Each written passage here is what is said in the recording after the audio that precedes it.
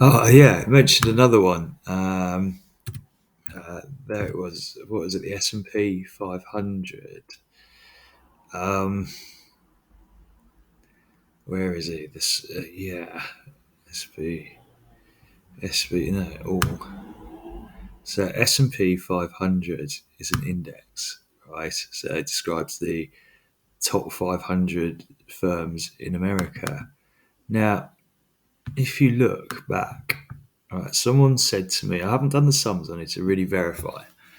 I've only just done a brief cursory outlook. So the idea was, the premise was of the question, of the statement, of the hypothesis, I suppose, um, is that if someone was to invest £3,000 in the S&P 500, then they'd over 60, from when a child was born, 60 years, when they reach 60, they'd fully be able to retire. So I don't know. Where was Jacob Jacobson? Let's just assume Jacob Jacobson was born in 1980. So we're going to go back. Oh, I don't know. Let's just. It seems a bit of a long way, doesn't it? Okay. Um, let's go back to the monthly. 1891. Oh, I don't know. That's a convenient one. Let's say, I don't know, there's a geezer in his mid 40s. Um, oh, I don't know. Let's have a look. Let's just try and get this a bit more yearage out of this. 2002. Where can we go? 2003. So I don't know. Let's have a look. Let's go back. So we've got every single year just highlighted for the sake of whatever it is. Um, yes. So there we go. We've got down the low on the. Is that the? Is that the x-axis? Y-axis, isn't it? It's been a long time, baby. Um, so along the axes, you have got these here. Yeah. So that starts in 2010. So let's assume invested £100 there. So that's gone up in 1 year to 120. Or if it was 1,000, 1,200. And then you'd compound it right the way along. I probably need to do something like this, as you know, with the calculations in there. I'm not going to do it off my head. I'm tired, I'm not that terribly confident. That was a slow year, wasn't it?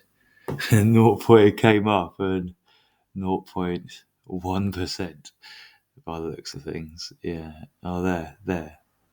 So that came at 4%. That was a slow one, wasn't it? And so there we go.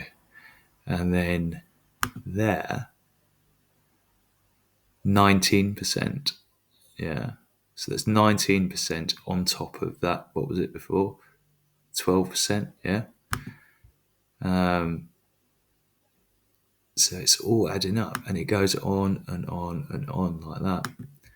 So 19 so far, 22 there, 22%. See how, it compounds, adds up to 19. Bit of a slow one there, wasn't there? Slowish. So go from there to along there somewhere. Bit of a slow year, wasn't it? There, the 2%. Yeah. But it sort of offsets itself against that other one, doesn't it?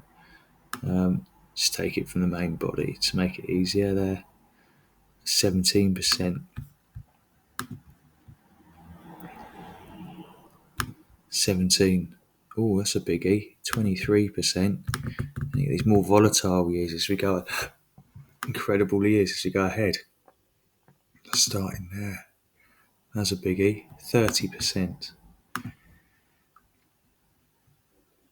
Not such a great year there, maybe. Not so great.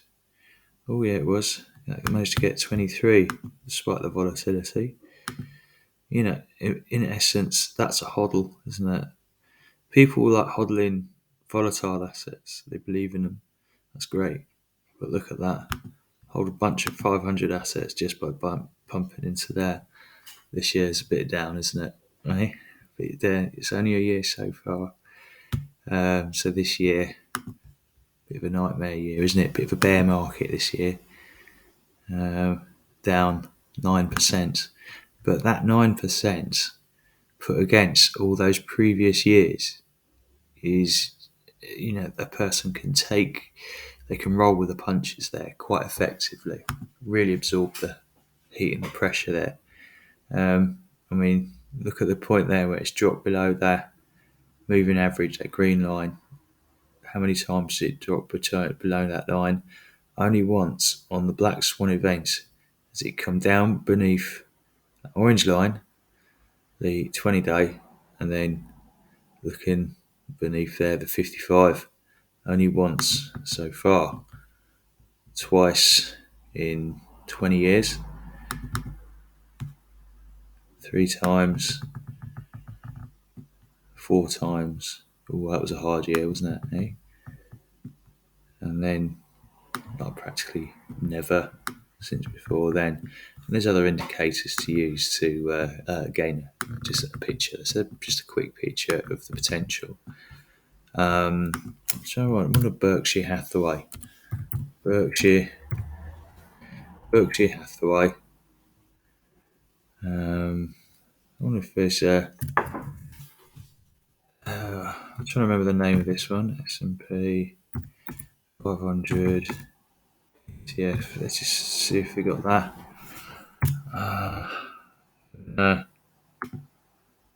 ETF. I'm wondering. Let's have a look. So, ETF, maybe. So, I'm wondering if there is any Berkshire Hathaway ones in there. So let's have a look for Berkshire Hathaway. Why Berkshire Hathaway? That's basically run by a couple of dudes. Main one you want to know is a chap called Warren Buffett. He's a bit of a doyen amongst people. So I wonder if you can Google search a Berkshire Hathaway S&P 500. Well, it's not having it, is it? Hey? Let's try and get this one up on the phone. Berkshire Hathaway S&P 500. Easier. Just going on my phone for a bit of Google. And let's see. Hathaway S and P 500 ETF, exchange traded fund, essentially. Right.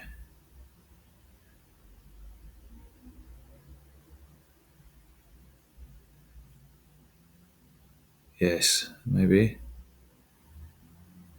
Okay, Vanguard Financials ETF. There's a whole range of ETFs. Best S&P 500 ETF. All right, let's have a look at this. IVV, so that's an ETF. Apparently, it's the best one according to the internet. I don't know if it is. So it's going off one. IVV. IVV, it says. It's been a bit of a pain. Just IVV. Yeah, is that it? iShares Core. And apparently, this is the best one of the lot. So, since 2010, thereabouts, it's done really well, hasn't it? Year on year, it's just, what's that? I don't know, 49% there. 134% in, so let's have a look, 130 or 30% in 5 years, 6 years, 144. 2018, 9 years, 225, and then we're back. So 22, yeah. So there you go, 430% year on year. So you got but that'll be like 20% or something every year, isn't it? Let's have a look there. That's 34%, right? That's 32%. It looks like 30% year on year. So it's 30%. It goes 130. So, put 100 in one year, it goes to 130. There's also ways of getting into ETFs by simply setting up a direct debit. So it's an add to thing. Put in X amount per month, and that is always accruing interest. Again, the details of that is the interest of it every month, or is it the interest that percentage that's going up? Is it at the end of every year? When does the awards come out? And at what point does a person get the rewards for those ETFs?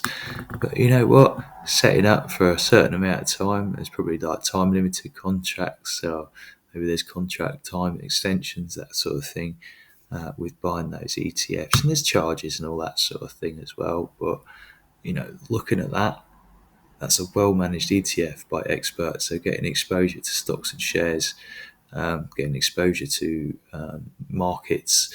They can be very specific markets, very niche markets as well. For example, there's ETFs for space, the business of space, which is kind of growing. And there's all sorts of other things in there. So I find these quite exciting, very boring, very sensible, but very interesting, because the exponentials have been rather good, even if it dips down. they somehow seem to make good, don't they? Except maybe these years, yeah. That wasn't a good couple of years, was it, down there? Where's that one?